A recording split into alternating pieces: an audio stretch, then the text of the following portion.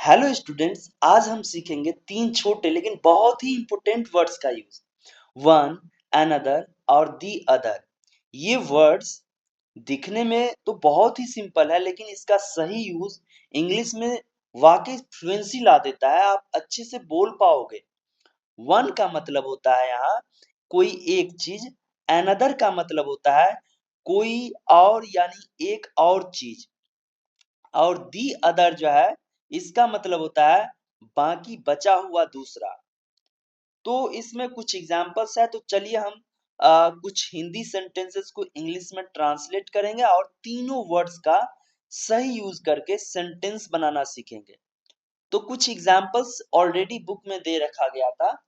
तो ये है पहला सेंटेंस, यह एक हाथ है और यह दूसरा हाथ है।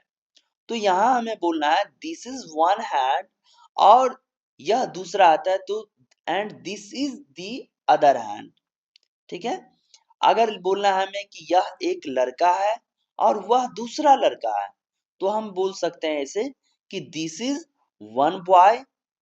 ए लगाओगे तो वन नहीं लगाना है, वन लगाएंगे तो अ नहीं लगाएंगे, क्योंकि दोनों का मतलब एक ही होता है। हमने समझने के लिए यहाँ पे लिखा है कि दिस इज वन बॉय लिख सकते हैं, या तो दिस इज अ बॉय। और वह दूसरा लड़का है तो दैट इज अनदर बॉय। मुझे दूसरा दिखाइए, शो मी अनदर। मार्केट में जाते हैं, कुछ दूसरा लेना रहता है, कोई और सामान लेना रहता है, तो हम कहते हैं कि शो मी अनदर। क्या आप दूसरी कप का चाय पियेंगे? तो will you have another cup of T, मतलब कि एक कप चाय पी ली है और दोबारा की बात करते हैं कि और भी चाय पीजिएगा, तो will you have another cup of T. यह लड़का बहुत तेज है और वह दूसरा राजेंद्र प्रसाद हो सकता है। मतलब पहला लड़के की बात क्या हो रहा है कि this boy is very intelligent, और दूसरे लड़के की बात हो रही है कि वो राजेंद्र प्रसाद जो हमारे बिहार के जो प्रेसिडेंट थे, मतलब देश के प्रेसिडेंट थे, लेकिन वो बिहार से थे, तो वो उनके जैसे हैं। तो he may be another Rajendra प्रसाद।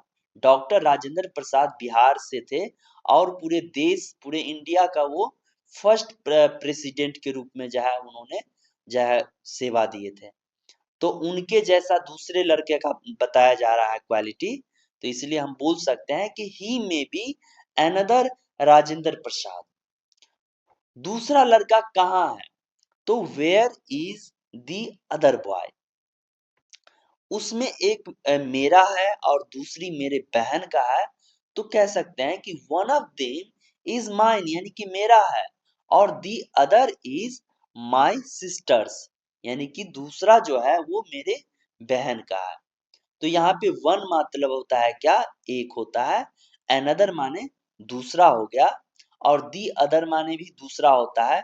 लेकिन अनदर का यूज कब करेंगे? तो कोई एक्स्ट्रा हमारे पास एक ही होता है, तब हम कहते हैं कि अनदर। लेकिन द सेकेंड ऑफ टू, इस यहाँ पे द अदर हो गया कि दूसरा, यहाँ पे किस सेंस में? द सेकेंड ऑफ टू, मतलब कि दो है, दो में से किसी सेकेंड पार्ट के लिए हम यूज करते हैं द अदर। ठीक है। और एक्स्ट्रा के सेंस में अनदर। अनदर तथा दी अदर प्रोनाउंस एवं एडजेक्टिव दोनों होते हैं। ये प्रोनाउन के रूप में भी यूज होता है और एडजेक्टिव के रूप में भी। पार्ट्स ऑफ स्पीच जो है हमारा 8, उसमें से दो के में जो है सेम यहाँ पे प्रोनाउन के रूप में भी और एडजेक्टिव के रूप में।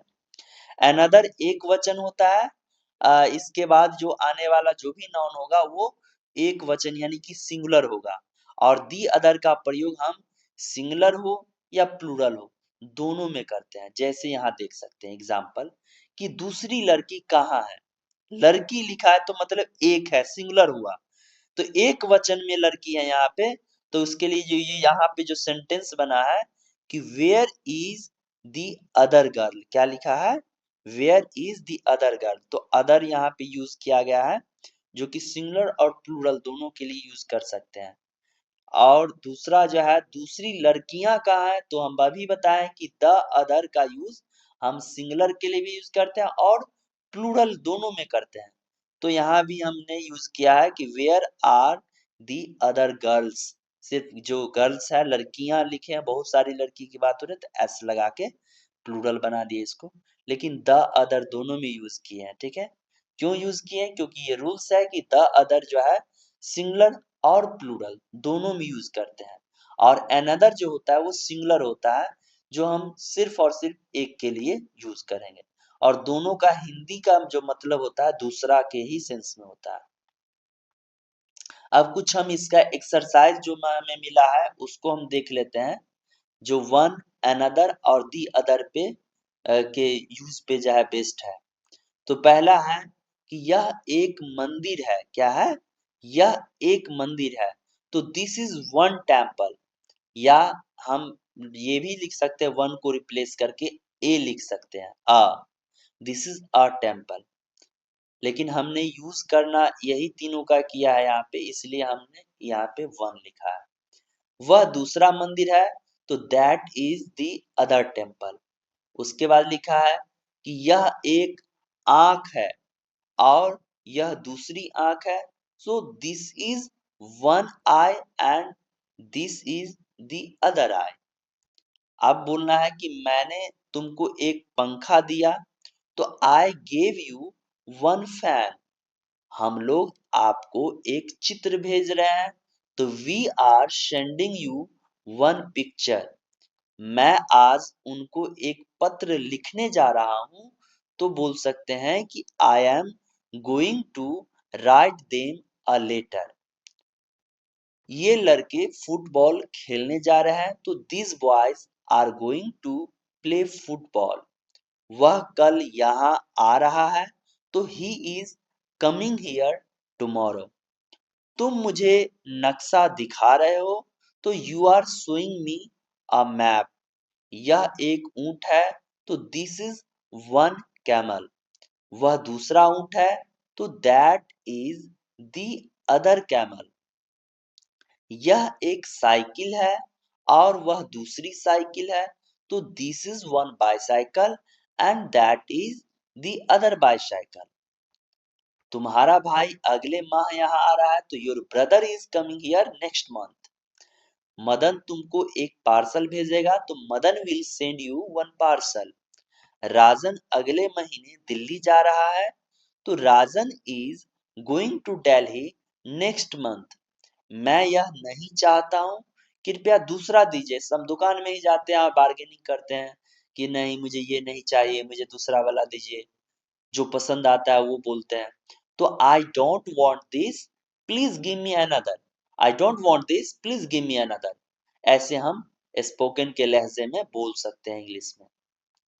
तो आज हमने ये कवर कर लिया है एक्सरसाइज 38, और जिसमें हमने सीखा है use of one, another, the other का। तो इसी तरह से आप लोग प्रैक्टिस करते रहिए, और अगली बार हम और भी मजेदार टॉपिक के साथ, ग्रामर के टॉपिक के साथ और ट्रांसलेशन का एक्सरसाइज लेके आएंगे, जिसमें और भी नए चीजों को हम सीखने का प्रयास करेंगे। तो आपको वीडियो अच्छा लगा हो तो इसे लाइक करें, शेयर करें एंड सब्सक्राइब करें। Thank you so much for watching this video.